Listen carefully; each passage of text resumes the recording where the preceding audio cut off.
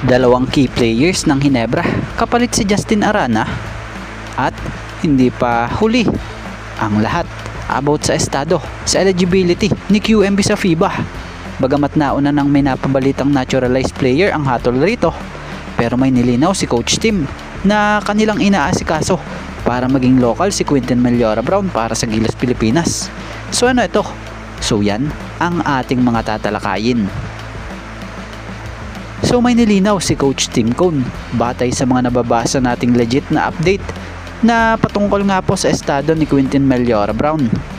So ayon kay Coach Tim, ito pa lang si QMB ay patuloy ngang hinihingan ng patunay ng SBP para nga po masecure ang eligibility nito kung ito'y local player for the national team.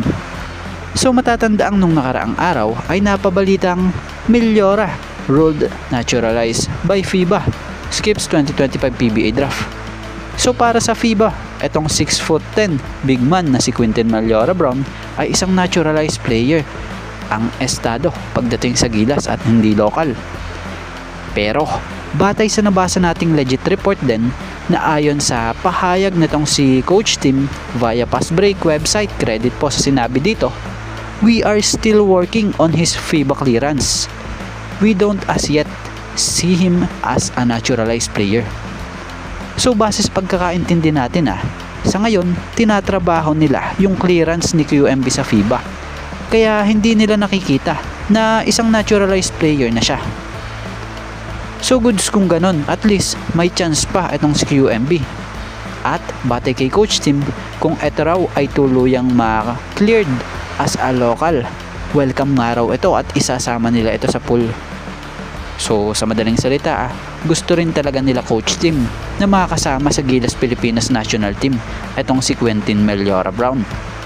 So ngayon nga raw, kailangan muna nito na ma-qualify bilang local para makalahok na sa team.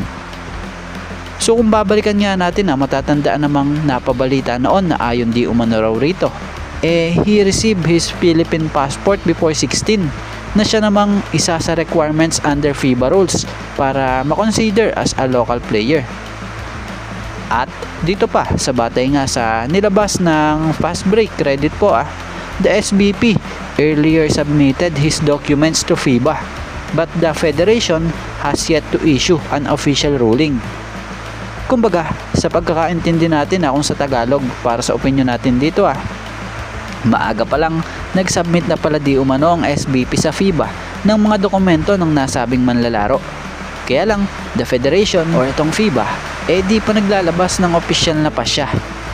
So kaabang-abang ito kung ganun. So at least may chance pa, 'di ba? At dito tayo sa patungkol kay Justin Arana at sa dalawang key players ng Ginebra. So may lumabas ngang rumor patungkol sa gaya na lamang sa post ni Pilipinas Basketball na sinasabi rito breaking. Rumors are swirling about a possible trade sending Barangay Ginebra's Jamie Malonzo and Ice Akko to Converge Fiberexters in exchange for Justin Arana. The move would give Converge an explosive wingman in Malonzo, while Ginebra adds size and youth with Arana. No confirmation yet, still just a rumor.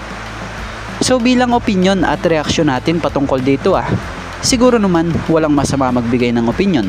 So far, rumors lang naman talaga ito, walang confirmation at siguro part lang din ng mga analyzation ng mga fans. Pero kung halimbawa man inuulit natin, kung halimbawa man lang po, yung about sa tulad netong trade proposal na ganito, na kung sa ay halimbawang makukuha ng Converge sila Malonzo, Engo, at si Arana naman sa Ginebra. So sa tingin naman natin dito lalakas yung front line talaga ng Ginebra. Pero hihina naman yung wing nila. So wala din.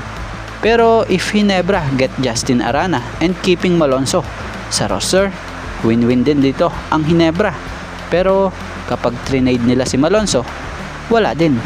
Dahil si Jamie nga, ngayon ang nagbibigay ng bentahe sa wing position ng Ginebra. Kasi with size, speed at shooting meron siya.